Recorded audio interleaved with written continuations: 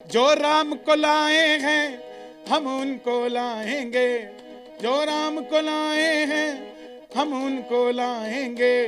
दुनिया में फिर से हम भगवा लहराएंगे, दुनिया में फिर से हम भगवा लहराएंगे।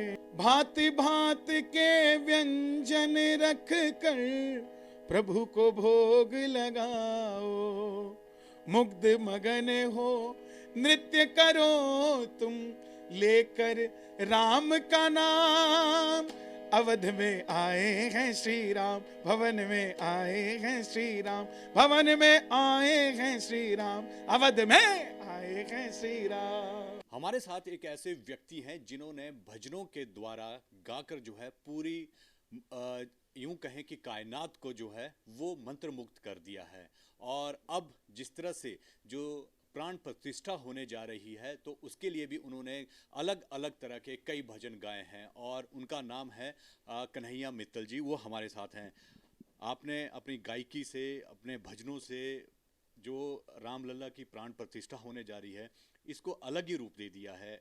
क्या कहेंगे इसको लेकर आप? देखिए, ये हमारा फर्ज बनता है, हमारा कर्तव्य है। हम भजन गाते हैं और राम जी आ रहे हैं तो उसके लिए जितना ज़्यादा मेहनत करी जाए, जितने ज़्यादा, ये 20 दिन दोबारा नहीं आएंगे, क्योंकि 22 जनवरी 2025 आएगी, 24 नहीं आएगी। और ये पल, ये समझिए कि दिवाली अयोध्या में तब बनी थी जब राजा राम आए थे। हम पता नहीं उस समय कहाँ थे, लेकिन आज दोबारा हमें उस उत्सव को पुनर्जीवित करने का मौका मिल रहा है, तो हम उसको हर्षोल्लास के साथ लग जाएं और जितनी मेहनत कर सकें उतने जोर शोर से राम जी का स्वागत करें। आपका गाना जो है वो जो आधिकारिक राम ट्रस्ट है वहाँ से भी अपलोड किया गया उनके यूट्यूब पर। कौन सा गाना है, गाकर सुनाएंगे हमें जरा? जी, मैं ज़रूर सुनाता हूँ।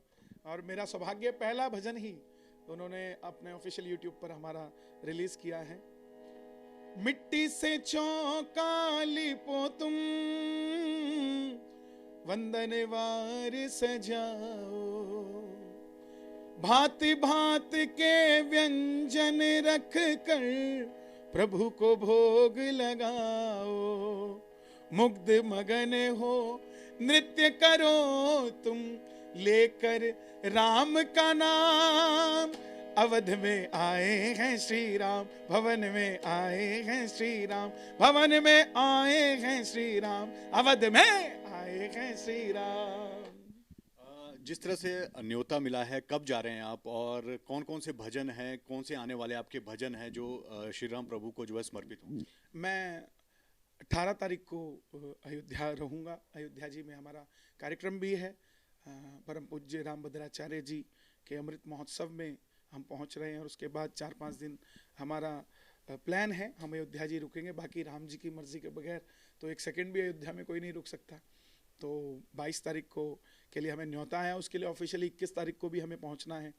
तो ये मेरे कोई पूर्वजों के कोई कर्म होंगे जो मुझे न्योता मिला है।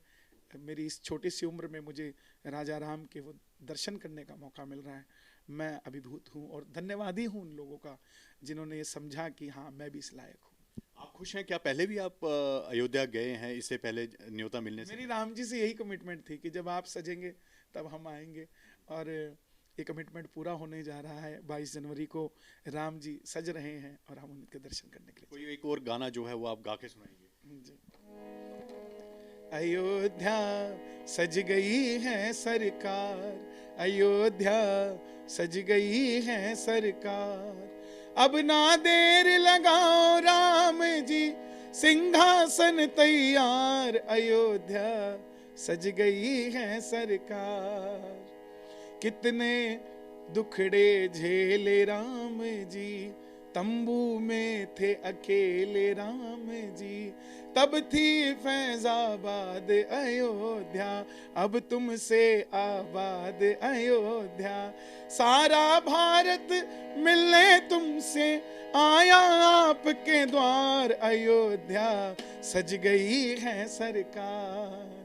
देख रहे हैं आपके हाथ में भी आपने राम लिखा है, आपने कपड़े वस्त्र जो पहने हुए हैं उसमें भी हनुमान जी हैं। क्या इसके पीछे कौन सा राज है? ये देखिए, तो मेरी खुशी का इजहार है, इसमें कोई राज नहीं है। और मैं ऐसे ही वस्त्र पहनता हूँ, और कभी कृष्ण जी होते हैं, कभी मैं मथुरा में पलट के कृष्ण जी देख रहे हैं कि मैं कब आऊँगा, अभी हमने जब योगी जी ने शपथ ग्रहण लिया था उस समय हमने राम जी और हनुमान जी का मिलन का कपड़ा पहना था। अयोध्या के लिए भी हमने 22 जनवरी के लिए भी एक नए ड्रेस हमने खुद उसको सिलवाया है, ताकि दिवाली पे हम सब नए कपड़े पहनते हैं, तो हमारे लिए दिवाली है तो नए कपड़े पहन के जाएंगे। क्या कुछ खास है, कौन सा रंग है उस वस्त्र का जो पहन के? रंग तो भगवा ही होगा, रंग भगवा होगा, भगवे के सिवा को क्या रंग होगा, और उस पर लिखा क्या जाएगा ये उस दिन आपको देखने को मिलेगा। आप बताना नहीं चाहते अभी तक? क्योंकि मैं इसको सरप्राइज रखना चाहता हूँ जी। आपका एक गाना था जिसको लेकर बड़ी कंट्रोवर्सी भी हुई, क्या गाना था? और यहाँ तक कि एफआईआर की बात भी हुई थी, कौन सा गाना, जरा सुना के? ये भजन 2021 5 दिसंबर को लिखा गया। 6 दिसंबर को शौर्य दिवस वाले दिन हमने रिलीज किया था, और मुझे नहीं पता था कि ये गीत मेरी जिंदगी बदल देगा। लोगों का मुझे देखने का नजरिया बदल गया। जिस तरीके से सिर्फ एक भजन गायक गलियों तक रहता है, कभी भी आपने देखा नहीं होगा कि भजन गाते गाते कोई आदमी आगे बढ़ा हो। फिल्मों में गाएगा तब जाकर उसका नाम होगा, लेकिन हमने सिर्फ और सिर्फ राम के नाम से ये नैया पार हुई। जो राम को लाए हैं हम उनको लाएंगे, जो राम को लाए हैं हम उनको लाएंगे, दुनिया में फिर से हम भगवा लहराएंगे, दुनिया में फिर से हम भगवा लहराएंगे।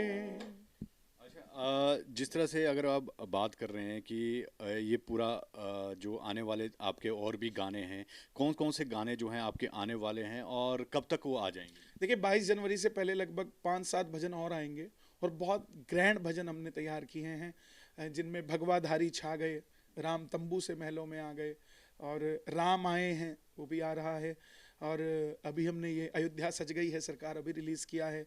कल भी एक भजन हमने एक भजन कहूँगा, उसे गीत कहूँगा, भजन नहीं है, कि मोदी जी गारंटी दे गए, राम महलों में आ गए। अभी नहीं सुना पाऊंगा मैं उसे, मैं क्षमा चाहूँगा, क्योंकि पूरी टीम का मुझ पर दबाव होता है कहीं ना कहीं हमें उसको, तो अब बहुत जल्दी मिलेगा आपको, दोबारा हम बैठेंगे तो फिर सुना देंगे उसको। अच्छा, अब जिस तरह से मोदी जी ट्वीट कर रहे हैं, जितने भी गायक हैं जो भजन गा रहे हैं, क्या आपका भी कुछ ऐसा ट्वीट आने वाला है? देखिए